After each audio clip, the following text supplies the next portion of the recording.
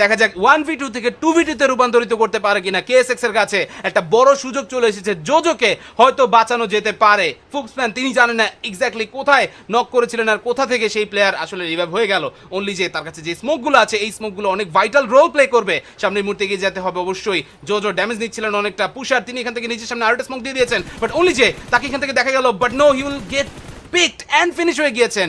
JoJo একমাত্র player, তার উপরে এবার আবারও একটা গুরু দায়িত্ব চলে আসবে। গ্রেনেড আছে কিনা সেটার উপরে ডিপেন্ড করবে KSX চিকেন পাবে নাকি পাবে না। গ্রেনেড কুক করছেন অলরেডি, নক একটা বের করতে Knock, ফুক্সম্যান knock, ডাউন হতে পারেন এবং নক হয়ে গেছেন। জোজো আরো একটা নক বের করে ফেলেছেন, তবে কি এটা বাংলাদেশি চিকেন হবে? জোজোর কাছে সম্ভাবনা আছে। একটু আগে পুশার তার অবস্থান সম্পর্কে কিছু আইডিয়া পেয়ে গেছেন।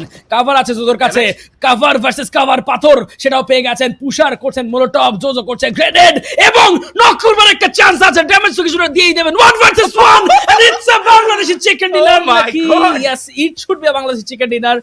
কার চিকেন আসলো? KSX নাকি ডিমোটতে? KSX চিকেন পেয়ে গেছে। Back to back Bangladeshi chicken, Oh my God! Back to back Bangladeshi chicken.